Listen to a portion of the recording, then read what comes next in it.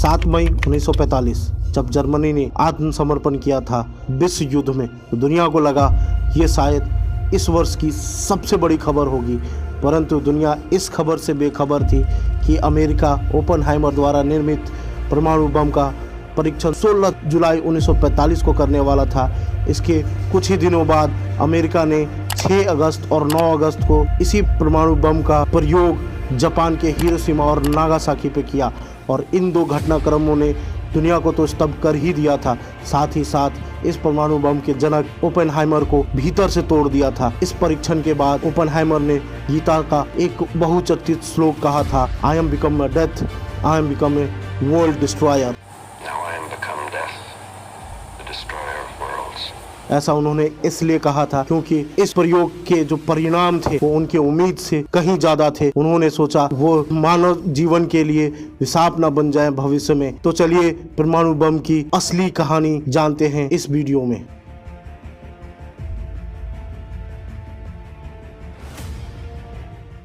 कहानी से पहले जान लेते हैं इसके पीछे का विज्ञान। ओपेनहाइमर ने 2 न्यूक्लियर हथियारों का आविष्कार किया था, एक जो यूरेनियम फ्यूजन एक्सप्लोजन पे आधारित था, दूसरा प्लूटोनियम फ्यूजन इम्प्लोजन पे आधारित था। 16 जुलाई 1945 को इसका परीक्षण किया गया था, वो था प्लूटोनियम फ्यूजन इम्प्लोजन डिवाइस। इसका जो प्रिंसिपल है थोड़ा जटिल है। जटिल कैसे है मैं बताता हूँ। प्लूटोनियम फ्यूजन इम्प्लोजन बॉम्ब के लिए आपको प्लूटोनियम स्फीयर पर कम से कम 5 लाख हाथियों का बल लगेगा, और वो भी बल आप कैसे प्राप्त कर सकते थे? वो बल आप प्राप्त कर सकते थे सिर्फ और सिर्फ टीएनटी और डायनामाइट के शॉक वेव से। तो जब टीएनटी एंड डायनामाइट के alternative shock wave plutonium sphere पे सिमेट्रिकली पड़ेंगे तो प्लूटोनियम स्फीयर एक सुपर क्रिटिकल स्टेज में पहुंच जाएगा, और जैसे ही वो स्टेज में पहुंचेगा उस पर न्यूट्रॉन्स की बमबार्डिंग की जाए तो एक धमाके के साथ बड़ी ऊर्जा पैदा होगी, और वो ऊर्जा सब कुछ खाक में मिला देगी। अमेरिका को ऐसी क्या जरूरत आन पड़ी कि न्यूक्लियर हथियार विकसित करने के लिए उतारू हो चुका था? तो इसकी कहानी शुरू होती है अल्बर्ट आइंस्टाइन की जर्मनी छोड़ने से। अल्बर्ट आइंस्टाइन वही हैं जिन्होंने E=mc² का एक सबसे बड़ा फॉर्मूला दिया था। वो यहूदी थे और वो जर्मनी के नागरिक थे। तो जब वो जर्मनी छोड़ रहे तब उन्हें पता चला कि हिटलर कुछ फिजिसिस्ट के साथ मिलकर न्यूक्लियर हथियारों को विकसित करने में लगा हुआ है। तो इसकी जानकारी तुरंत पत्र लिखकर अमेरिका के तत्कालीन राष्ट्रपति को अल्बर्ट आइंस्टाइन ने दिया। जैसे ही ये जानकारी अमेरिकी राष्ट्रपति को मिली तो अमेरिका जल्द से जल्द न्यूक्लियर हथियार विकसित करने के लिए एक मैनहट्टन इंजीनियर प्रोजेक्ट गठित किया, जिसका चेयरमैन बनाया गया ब्रिगेडियर जनरल ग्रुप्स को।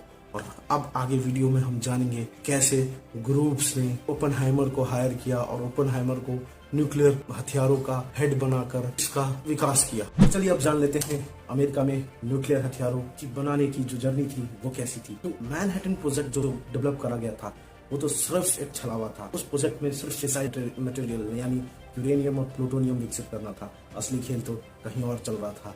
असली खेल चल रहा था लॉस अल्मास के लेबोरेटरी में। कहा जाता है कि ओपेनहाइमर ने ब्रिगेडियर जनरल को कहा था कि इस जगह पर एक आप टाउनशिप डेवलप करें ताकि उनके साइंटिस्ट और वर्कर काम में ध्यान लग सके। और वो क्यों? क्योंकि अगर वो टाउनशिप डेवलप होता तो साइंटिस्ट और वर्कर अपनी फैमिली के साथ उस जगह पर रहते, उस लेबोरेटरी के आसपास रहते, तो उनका पूरा ध्यान न्यूक्लियर वेपन बनाने में यानी न्यूक्लियर हथियार बनाने में लगता। इस कॉन्सेप्ट पे वो सफल भी हुए थे। इसी दौरान एक बहुत ही अजीब घटना घटी। 1942 के या 43 के आसपास हिटलर ने सुसाइड कर लिया, यानी हिटलर की मौत की खबर आई।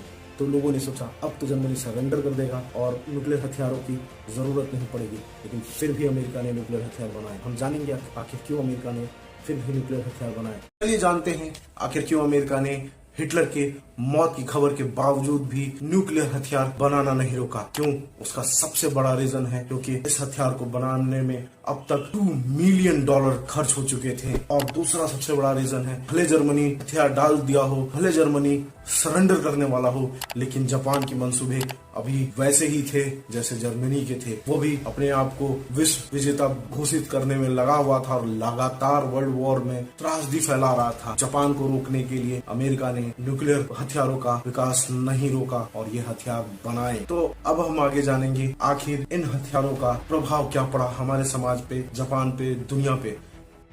तो जब परीक्षण हुआ था तभी ओपेनहाइमर को लग गया था कि उन्होंने कुछ ऐसी चीज बना ली है जो मानवता से ही खत्म कर देगा। मतलब मानव खुद का ही दुश्मन बन जाएगा इस हथियार का उपयोग करके। और मानव हुआ भी वैसा ही। जब जापान पे हिरोशिमा और नागासाकी पे ये बम गिरे तो इतनी त्रासदी फैली, इतना भयावक दृश्य था वो, इससे इंसानियत शर्मसार हो गई थी। और वहीं इस घटना ने ओपेनहाइमर को स्तब्ध कर दिया था। इसी वजह से तो वो उनकी फेमस गीता का जो कोट था, उस कोट को सुनाते वक्त ओपेनहाइमर की आंखों में वो दर्द दिख सकता था।